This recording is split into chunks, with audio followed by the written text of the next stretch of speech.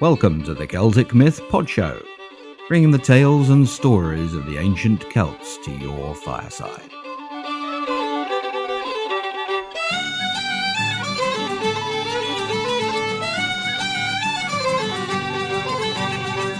Episode 11, The Wind of Change.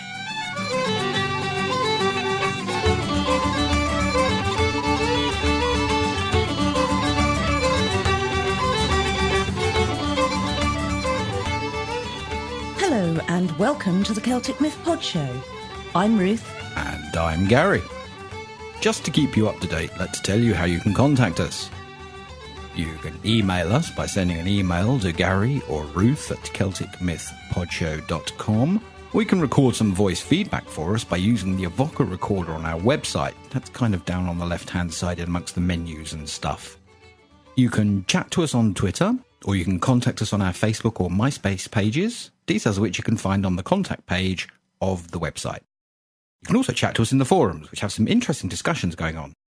And come and play some fun games.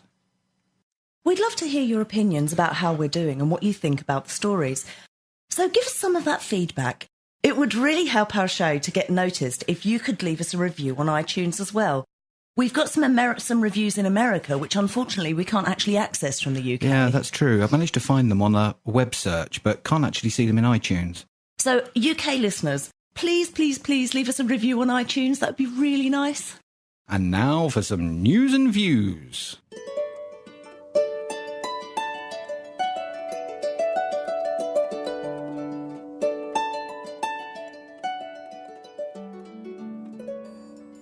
We've begun to notice that many of our listeners are artists, musicians and authors, and we'd like to extend an offer to all those talented people out there.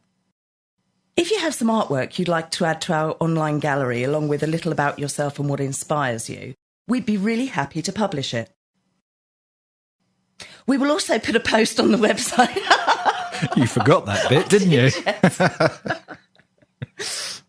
We'll also put a post on the website to introduce you and your artwork. And the other thing is, of course, all the copyright will remain with you, not with us.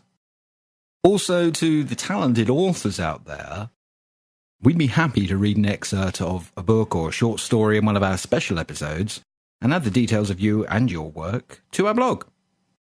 And finally, to all our musician friends, we'd be happy to play a track of your music on the show and tell other listeners about you. The only thing we ask is that the artwork, story, or music you send us has some sort of link to the Celts, or is inspired by Celtic mythology, and also that it's kid-friendly. And we look forward to hearing from you. Anyway, here's a quick reminder about the story so far. Gary? After the second great battle of Moytura, the last of the Fomori are finally hunted down and driven back to the waves. The island of Erin is now at peace, and the children of Danu can entrust the sacred land to their children.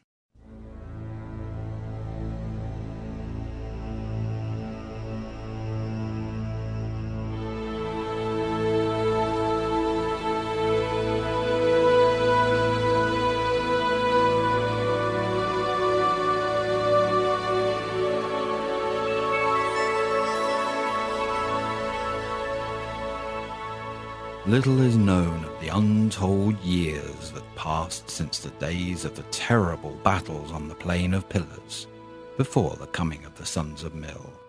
Little is known of the deeds of the mighty Dugda, the many-skilled Goban, or the light of the long-armed Lugh. The beautiful land of Erin passed into the hands of their sons and daughters and the generations that came after them. But Lugh was seen again in Erin. At the time, Conchabar and the men of the Red Branch went following white birds southward to the Boyne, at the time of Cuchulin's birth, as we shall hear later as the years unfold. And it was Lugh who came and kept watch over Cuchulin in his 3 days' sleep at the time of the war for the Bull of Cooley. And after that again he was seen by Conn of the 100 Battles, and this is the way that happened. Conn was in Tavir one time, and he went up in the early morning to the wrath of the kings at the rising of the sun. and his 3 druids with him, Miel and Blog and Vuika, and his 3 poets, Sihin and Korab and Kizarn. And the reason he had for going up there with them every day was to look about on every side, the way that if any of the men of the Sidhe would come into Erin, they would not come unknown to him. And on this day he chanced to stand upon a stone that was in the Ruth, and the stone screamed under his feet, that it was heard all over Tavir and as far as Bregia. And then Conn asked his chief druid how the stone came there, and what it screamed for. Tell me, druid, what is this stone? How did it come here, and why did it scream like that? I cannot answer you until after 53 days have passed. The time has passed, my druid. Now is the time for you to answer my question. Tell me of this stone. It is out of Thalius it was brought, and it is in Tavir it was set up, and in Tavir it will stay forever. As long as there is a king in Tavir, it is here there will be a gathering place for games. And if there is no king to come to the last day of the gathering, there will be hardness that year. When the stone screamed under your feet, the number of screams it gave was a foretelling of the number of kings of your race that would come after you. But I myself cannot name them for you. What? What is this mist that has swept over our heads? It is of the Sidhe folk, and I hear a rider approaching. I have heard how the Sidhe folk can bear men away, and it will be a great grief to us to be brought away into a strange country. You would be wounding a king if you cast at Conn of Tavir. Welcome to you, Conn of Tavir. I bid you accompany me to my home. They went on then till they came to a beautiful plain, and there they saw a king's Ruth, and a golden tree at its door, and inside the Ruth a grand house with a roof of white bronze.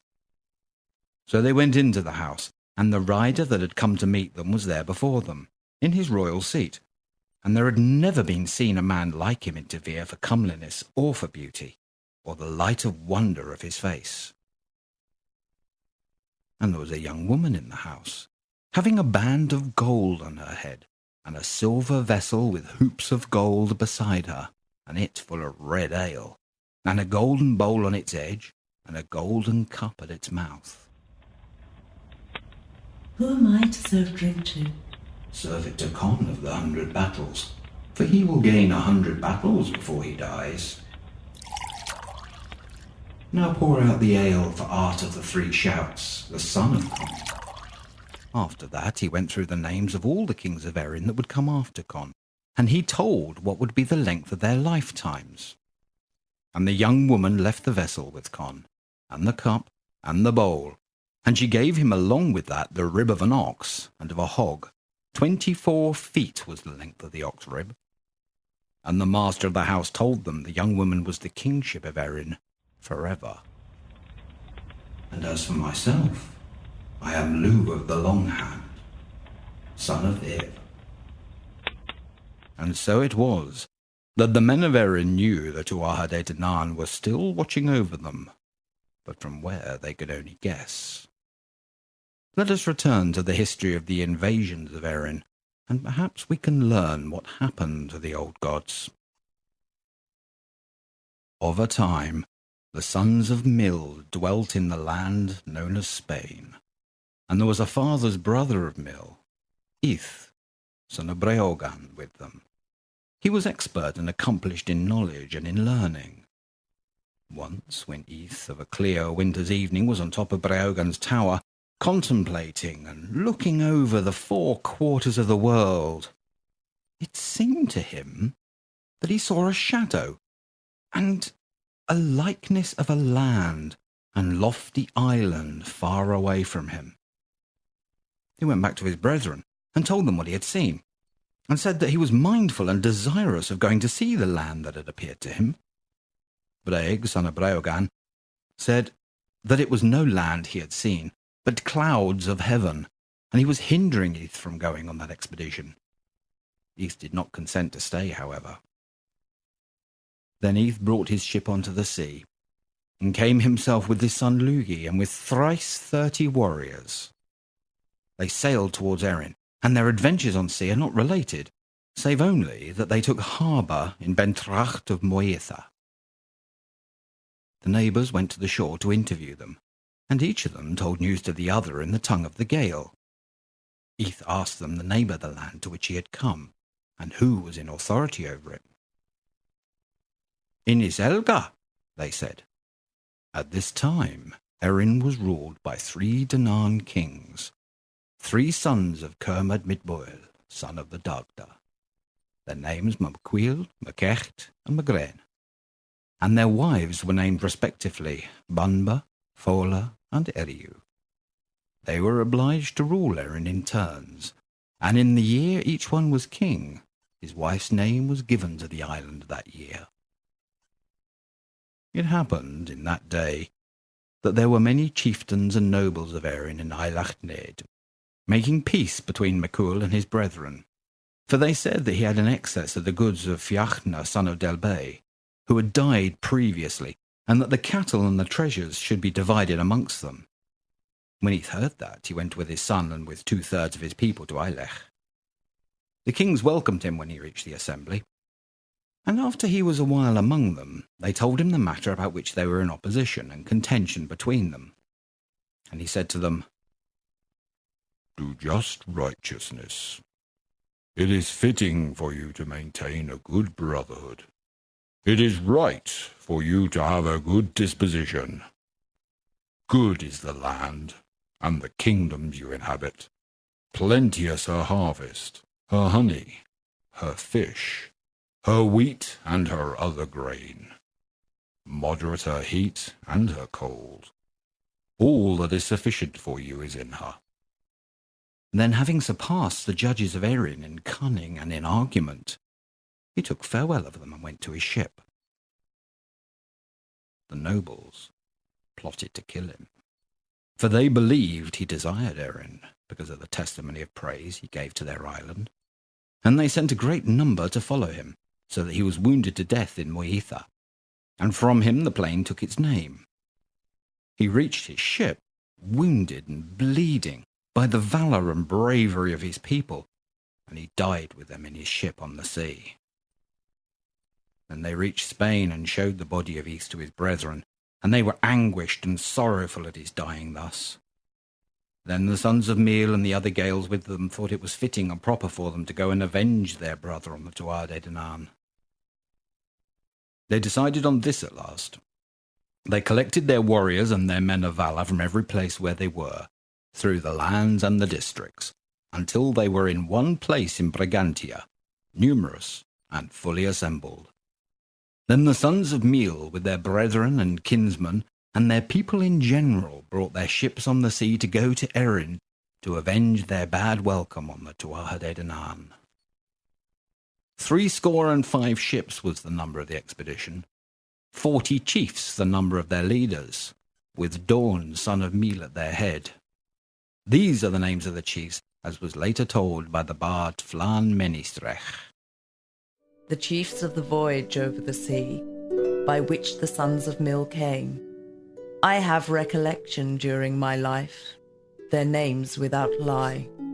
Don Eramon, noble Emir, Amergin without partiality, Colpa, Erech, Fera the Keen, Iranan, Muim, fine and smooth, Luin, Len, Palop the Lucky, Ira, Ora, Feron, Fergin, Erba, son of Ir, Brega, I shall say, Kula, Kuli, blood rough and strong, Fwad and Mirhem with fame, Eblin, Nard, Boas with battle, Bres, Buenya and Fulman, Mantan, Kizer, slender swig, En, Un and rigid Etan, Sobark, saga of spears, and Goisten the champion. They conquered noble Erin against the Tuatha Dé of great magic. In vengeance for Ith of the steeds, 30 10 and 1 chieftain. As for the sons of Meal, they sailed in a great expedition on the sea to Erin, and did not pause in the course until they saw at a distance the island from the sea. And when they saw Erin, their warriors pulled hard on the oars, and sailed to their utmost in their eagerness and anxiety to reach it, so that Ir, son of Mil, advanced a wave before every other ship by reason of his strength and valour. And there came also Lugi, son of Eth, the hard, valorous, powerful warrior, to avenge his father. One of the 8 sons of Mil, Garanan, the youngest of the family, he it was who went up the mast to spy out Erin, and fell from the mast into the sea, being dashed onto a rock. And his grave is in Inbescena, and the grave of Skena, wife of Amergin, on the other side. She died on the sea at their estuary. And Amergin said, "The harbour wherein we shall land shall bear the name of Skena." Every time that the sons of Mil came up to Erin, the Fae would frame the port in mist and darkness, so that it was, as it were, a hog's back, whence Erin is called Hog Island. The ships of the sons of Mil sailed round the island 3 times, for they would not relent from the quest to land on the green shores of Erin.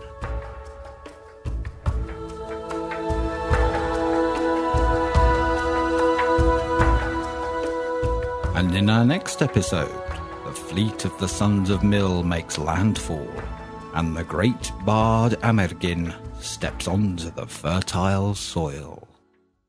And now for some feedback from our listeners. We've received an inspiring email this week from one of our listeners, and we'd love to share it with you. My name is Michelle, and I'm an American who recently stumbled across your podcast. It's one of the best finds I've made through iTunes in quite some time. I've been slowly catching up on the past episodes, and I absolutely love your presentations. Oh, we're so pleased you're enjoying the shows. A few years ago, I spent 4 months studying at the University of Limerick in Ireland, where I took a course on Irish folklore. Oh, jealous. It was one of my favourite classes of the semester, and I kept the reading list from it. I thought, since you're collecting a book list, I'd pass it along to you.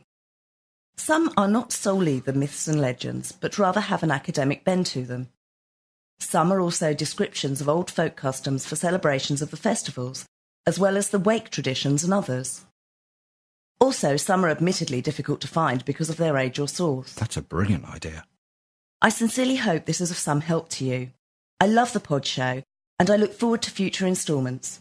Keep up the wonderful work. Yeah, that's a really good idea. I think it's probably about time we started a non-fiction book list, and with those resources, what a superb place to start. That's wonderful, isn't it? It really is. Thank you so much, Michelle. There are certainly some good books here, and we could add them to our own growing collections. Over the next few weeks, we will see if we can add these books to a non-fiction book list on the website so that we can share them with others who may find them useful. Oh, and by the way, Michelle, we wish you a very happy birthday. Happy birthday. Dear author, thank you for submitting your story, but I'm afraid we cannot use it at this time. It just didn't grab me. Grab you? You haven't had it long enough to read it yet. There must be a better way to put my stories out there for people to enjoy. But how? Form Letter Rejection Theatre with your host, Paulette Jackson.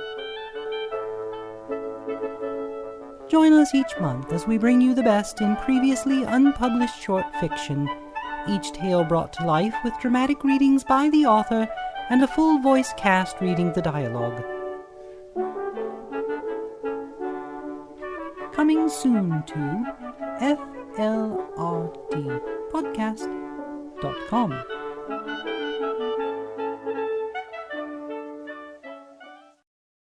And finally, we'd like to apologise for the lateness of this show and thank you for your patience in waiting for it.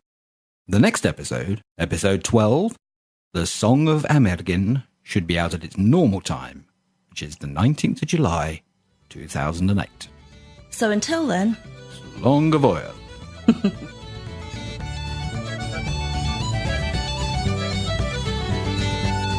You've been listening to the Celtic Myth Pod Show, available from CelticMythPodShow.com. We hope you've enjoyed the show and will stay tuned for the next episode. You can send us a quick email or voice feedback by emailing either Gary, that's Gary, or Ruth, Ruth, at CelticMythPodShow.com. You can chat to us in the forums on our website. The show notes for this episode can also be found on the website. We'd like to say a special thank you to Kulan's Hounds, who provided us with the theme music for our show. You heard Hag Hole at the beginning and are listening to The Skylark now.